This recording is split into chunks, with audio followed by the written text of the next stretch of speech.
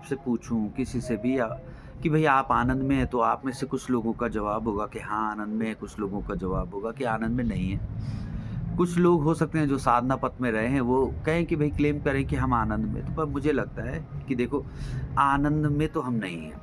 आप कहेंगे कि ऐसा क्यों बोल रहे हो? कि देखो, आनंद में होने का मतलब अभी देखो, जैसे आपने कोई अच्छा खाना खाया, तो अच्छा खाना खाया, आपको बहुत अच्छा लगा, लेकिन कुछ समय बाद जब वो खाने का स्वाद गया तो वो आनंद आपका खत्म हो गया।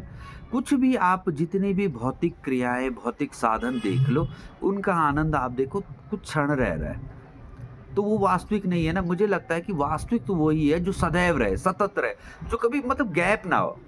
मैं तो यहाँ तक बोलता हूँ कि हम लोग बोलते हैं, मैंने भी बोला या मैंने भी समझा एक समय में ऐसा कि जब हम साधना करते हैं, ध्यान करते हैं तो हम आनंद में होते हैं। लेकिन वह भी कहाँ से सच्चा हो गया, क्योंकि जिस क्षण हम ध्यान कर रहे हैं, उस क्षण हम आनंद का अनुभव कर रहे हैं, लेकिन उसके तुरंत बाद हमारा वो आनंद खत्म हो जा रहा है। तो मतलब सच्चा कहाँ है? कोई भी आप देख लो सुख, कितने भी सुख आप देख लो, वो जो हर समय नहीं है, मुझे लगता है कि वह वास्तविक आनंद नहीं है।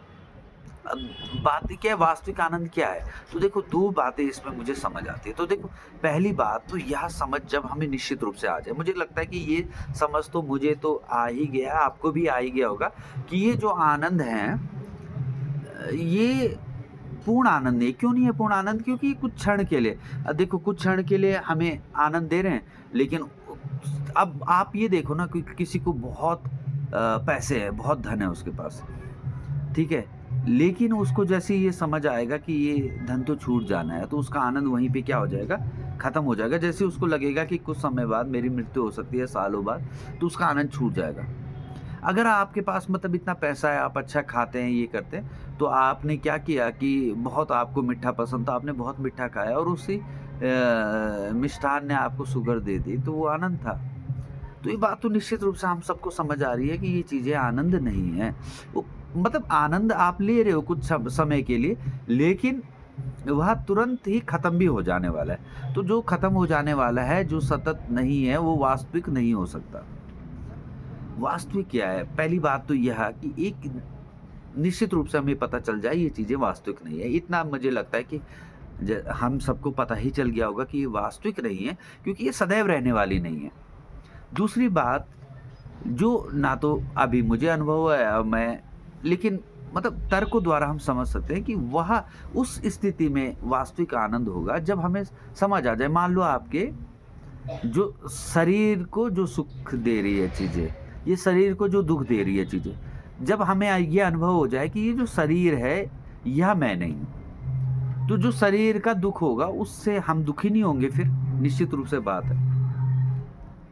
ये जो शरीर के सुख हैं वो हमें कोई इतने सुख देने वाले नहीं, हम उसके साथ व्यवहार तो करेंगे लेकिन इतना ज़्यादा अटैचमेंट टाइप का नहीं होगा। और दूसरी बात, जब हमें ये पता चल जाए यह मन भी मैं नहीं हूँ, निश्चित रूप से पता चल जाए। अभी देखो, अभी हमें मतलब पढ़ के अध्ययन, तो मुझे लगता है कि हमें पढ़ के ज्ञान हुआ है ना, इसका अनुभव नहीं हुआ, जिसको कहते हैं कि आत्मज्ञान तो बहुत बड़ा शब्द हो गया, मतलब अपना अनुभव कि ना मैं ये शरीर हूँ, ना मैं ये मन हूँ, ना मैं ये जो इंद्रियाँ हूँ, इन सब से ऊपर मैं परम चेतना हूँ। जब उसका ज्ञान होगा तभी वास्तविक आनंद होगा। क्यों?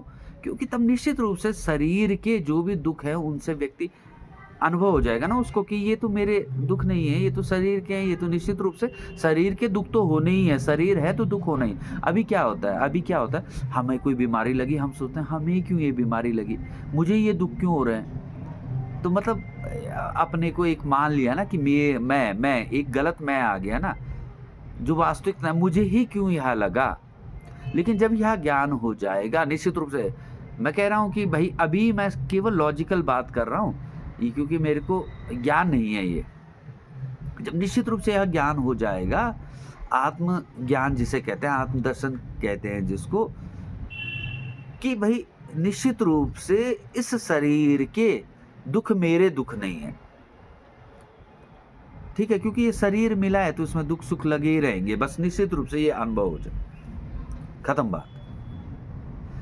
तो वह स्थिति जब होगी, तब जो आनंद होगा वो निरंतर होगा, वहीं वो कहीं पे भी ब्रेक नहीं होगा। किसी के शरीर में, किसी आत्मज्ञानी के शरीर में रोग तो उसके आत्मज्ञानी के शरीर में भी आते हैं। आप जितने आत्मज्ञानियों को देख लो, सबके जीवन में रोग आए। लेकिन एक चीज़ थी जो उन उन रोगों के बावजूद भी वो दुखी नहीं हुए। क्यों? मतलब आनंद में रहे वो। क्यों? क्योंकि उन्हें निश्चित रूप से पता चल गया ना। अभी हमें नहीं पता चला, मुझे नहीं पता चला, मैं स्पष्ट शब्दों में बोलता हूँ, मुझे अनुभव नहीं है। नहीं तो मेरे को अनुभव होता तो मैं निश्चित रूप से बोल देता। मेरे को दर्द होता है ना, तो मेरे को अगर कहीं चोट लगती है, मुझको दर्द होता है भाई। मेरे को कहीं शरीर में प्रॉब्लम होती है, मुझको दर्द होता है। मैं यह नहीं समझ पाया हूँ, मतलब बुक से पढ़ लिया, लेकिन मुझे अनुभव नहीं हुआ कि यह शरीर मैं नहीं हूँ, या मतलब, लेकिन ये निश्चित है, ये मुझे पता है कि यह निश्चित है। इसको मैं बता सकता हूँ आपको। अब आप बोलोगे जब आपको अनुभव नहीं हुआ तो आपको कैसे पता? इसलिए पता चला कि ये निश्चित रूप से आपको भी अनुभव हो जाएगा ना, लेकिन मैं पूर्ण अनुभव नहीं है मुझे, मैं ये निश्चित रूप से बोल सकता हूँ। तो वही वास्तविक आनंद होगी, सतत आनंद होगा, कंटिन्यूअस, गणित में बोलते हैं कंटिन्यूटी।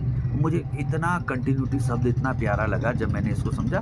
जो चीज़ सतत नहीं है ना, वह वास्तविक नहीं है, बस ये समझ लो।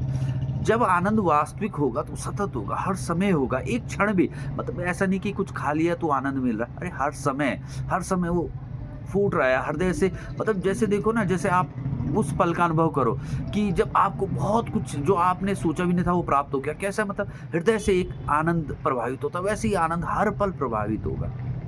तो वह वास्तविक आनंद है, उसकी खोज में जाओ, उसको पाने की सोचो। मुझे लगता है वही हम सबका परम लक्ष्य है। अभी ये छोटे-मोटे आनंद भाई, कहीं यहाँ चले गए, वहाँ चले गए, क्या, मुझे नहीं लगता कि यह वास्तविक आनंद है। नमस्कार, प्रणाम।